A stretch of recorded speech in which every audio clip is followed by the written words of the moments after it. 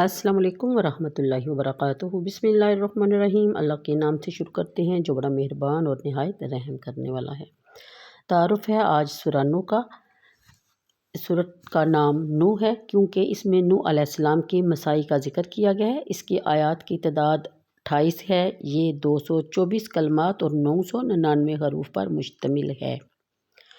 زمانہ نزول کی اگر بات کی جائے تو یہ بھی ہجرت سے پہلے مکہ مکرمہ میں نازل ہوئی۔ مضامین کی طرف غور کرنے سے پتہ چلتا ہے کہ پہلی آیت سے معلوم ہوتا ہے کہ کسی قوم کو تباہ کرنے سے پہلے اس کو خواب غفلت سے بیدار کرنے کے لیے کوئی نذیر بھیجا جاتا ہے۔ یہ اللہ تعالیٰ کی سنت ہے، یوں ہی بے خبری میں کسی کو ہلاک نہیں کر دیا جاتا۔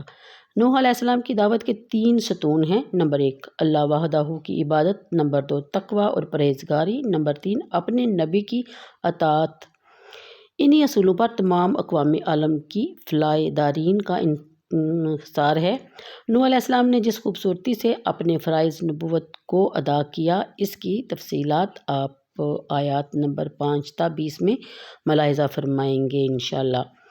آپ نے صرف آخرت کی نجات کا راستہ ہی اپنی قوم کو نہیں دکھایا بلکہ ان سے وعدہ کیا کہ اگر تم میری دعوت کو قبول کر لو گے تو تم دنیا میں بھی خوشحال ہو جاؤ گے اور تمہارے بنجر میدانوں میں باغات لہلہانے لگیں گے، تمہارے خشک ریگستانوں میں نہریں رواں ہو جائیں گی، تمہیں اولاد نرینہ بکثرت عطا کی جائے گی، بر وقت بارشیں ہوا کریں گی۔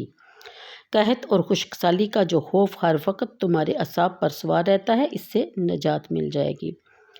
پھر آپ نے اپنی قوم کے رئیسوں کی عیاریوں کا ذکر کیا کہ وہ خود بھی اس دین کو قبول نہیں کرتے۔ اس کی وجہ تو ظاہر ہے کہ اس دین کی تعلیمات سے ان کے مفاد سے ٹکراتی تھی۔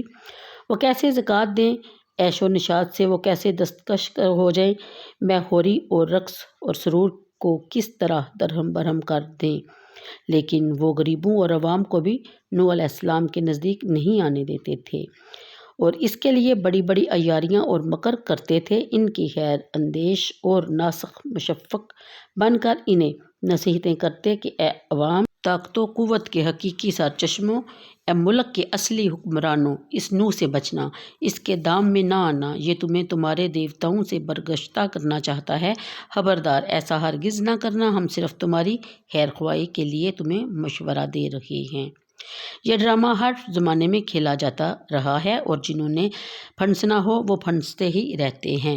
حضرت نوح علیہ السلام نے 950 سال تک شب و روز جلوت و خلوت میں ان کو دعوت حق دیتے رہے۔ یہ حوصلہ اور اتنا صبر پیغمبر ہی کو نصیب ہوتا ہے، لیکن جب ان پر کوئی اثر نہ ہوا تو آپ نے بد دعا کی کہ الہی ان سب کو غرق کر دے اور ان میں سے کسی کو زندہ نہ رہنے دے۔ آخر میں اپنے لیے اور اپنوں کے لیے دعائے مغفرت کرتے ہیں اور سب کی بخشش کے لیے دامن پھیلاتے ہیں۔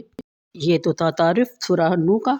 اب ہم اس کی آیت نمبر 1 سے ترجمہ تفسیر کی طرف چلتے ہیں۔ آیت نمبر 1 بے شک ہم نے بھیجا نوح کو ان کی قوم کی طرف اور فرمایا اے نوح، بر وقت خبردار کر اپنی قوم کو اس سے پہلے کہ نازل ہو جائے ان پر عذاب علیم۔ آپ نے فرمایا اے میری قوم، میں تمہیں صریح طور پر ڈرانے والا ہوں کہ عبادت کرو اللہ تعالیٰ کی اور اس سے ڈرو اور میری پیروی کرو۔ وہ بخش دے گا تمہارے لیے تمہارے گناہ اور مہلت دے گا تمہیں ایک مقرر میعاد تک۔ بلا شبہ اللہ کا مقرر کردہ وقت جب آ جاتا ہے تو اسے مؤخر نہیں کیا جا سکتا، یعنی ٹالا نہیں جا سکتا۔ کاش تم حقیقت کو جان لیتے۔ نوح نے عرض کی اے میرے رب، میں نے دعوت دی اپنی قوم کو رات کے وقت اور دن کے وقت، لیکن میری دعوت کے باعث ان کے فرار اور نفرت میں ہی اضافہ ہوا۔ یہ تھا آیت نمبر 6 تک کا۔ ابھی ہم اس کی تفسیر کی طرف چلتے ہیں۔ حضرت نوح علیہ السلام حضرت آدم سے 10ویں پشت میں ہیں۔ قتل عمدہ کی ابتدا تو حضرت آدم علیہ السلام کے عہد میں ہو چکی تھی۔ حضرت ادریس علیہ السلام کے زمانہ میں نفاق پھیل گیا، لوگ فسق و فجور میں مبتلا ہو گئے۔ حضرت نوح کے عہد تک تو شرک اور کفر، ظلم و ستم اور بدکاریوں کی انتہا ہی ہوگی۔ دل اتنے سخت ہو گئے، مزاج اتنے بگڑ گئے کہ عقلیں اتنی مسخ ہو گئی کہ حضرت نوح علیہ السلام نے 50 سال نہیں 950 سال تک انہیں صبح و شام سمجھایا، خلوتوں میں جلوتوں میں انہیں دعوت حق دی، لیکن گنتی کے چند آدمیوں کے سوا کسی نے آپ کی دعوت کو قبول نہ کیا، بلکہ ان کا عناد اور بڑھتا گیا۔ حضرت نوح آپ کی تبلیغی مساعی قوم کی ماندانہ روش کا ذکر آپ پہلے بھی کئی مقامات پر پڑھ آئے ہیں۔ یہ ساری صورت آپ کے حالات پر مشتمل ہے۔ غور فرمائیے، جب طبیعتیں بگڑ جاتی ہیں، اصلاح کی کوشش کیسے ناکام ہو جاتی ہے۔ پہلی آیت میں نوح علیہ السلام کو ان کے فریضہ نبوت سے آگاہ کیا جا رہا ہے کہ آپ اٹھیے اور اپنی قوم کے پاس تشریف لے جائیے اور انہیں بتائیے کہ ان کا فہم بدکاریوں اور کفر اور شرک کے باعث وہ عذاب الہی کے سزاوار ہو گئے ہیں، لیکن ابھی توبہ کا دروازہ بند نہیں ہوا۔ آپ بھی اگر وہ آنکھیں کھولیں اور اپنی غلط روش سے باز آ جائیں تو ان کی بخشش کی امید کی جا سکتی ہے۔ پھر میں تو عام فہم الفاظ میں اور کھلے کھلے انداز میں ڈرانے والا بن کر آیا ہوں تاکہ تم باز آ جاؤ اور توبہ کرو۔ یہ حضرت نوح علیہ السلام نے اپنی قوم سے فرمایا۔ پھر فرمایا کہ میری دعوت کی 3 بنیادی اصول ہیں۔ کفر و شرک کو چھوڑ دو، اللہ وحدہ لا شریک کی عبادت کرو، اس سے تمہارے عقائد درست ہو جائیں گے، تہمات اور وسوسوں سے تمہاری عقلیں آزاد ہو جائیں گی۔ جب نور توحید چمکے گا تو تمہارا سینہ وادی ایمن بھی بن جائے گا۔ میری دعوت کا دوسرا اصول یہ ہے کہ تم تقویٰ کو اپنا شعار بنا لو۔ جب تم متقی اور پارسا بن جاؤ گے، فسق و فجور کی عفونتوں سے تمہارا دامن پاک ہو جائے گا، ظلم و ستم، لوٹ کھسوٹ، جھوٹ اور غیبت اور خود غرضی اور حرص کا تمہارے معاشرے میں نام و نشان بھی باقی نہ رہے گا۔ خود سوچو کہ اس طرح تمہارے معاشرے میں کتنی خوش آئندہ تبدیلی رونما ہو جائے گی۔ میری دعوت کا تیسرا اصول یہ ہے کہ تم میری اطاعت کرو۔ تمہارے رب نے مجھے مرشد اور رہنما بنا کر مبعوث فرمایا ہے۔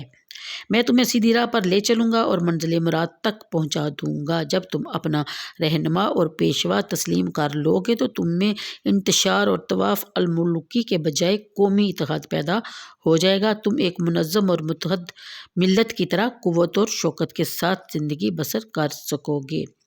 اگلی آیت میں میری دعوت کو قبول کرنے کا پہلا مبارک نتیجہ تو یہ نکلے گا کہ تمہارے سابقہ سارے گناہ بخش دیے جائیں گے اور ان گناہوں کے باعث جو عذاب عنقریب تم پر نازل ہوا چاہتا تھا وہ ٹل جائے گا اور تمہاری مہلت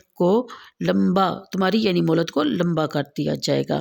پھر جب کوئی قوم اپنے نبی کی دعوت کو ٹھکرا دیتی ہے اور اسے غور و فکر کرنے کے لیے جو مہلت دی جاتی ہے وہ ختم ہو جاتی ہے تو مشیت ازادی اس قوم کو نابود کر دینے کا قطعی فیصلہ کر دیتی ہے، تو پھر کوئی طاقت اس فیصلے کو مؤخر نہیں کر سکتی۔ اگر یہ حقیقت تم پر آشکارا ہو جائے تو تمہیں مہلت کی ان قیمتی لمحوں کو ضائع نہ کرو بلکہ فوراً توبہ کر لو۔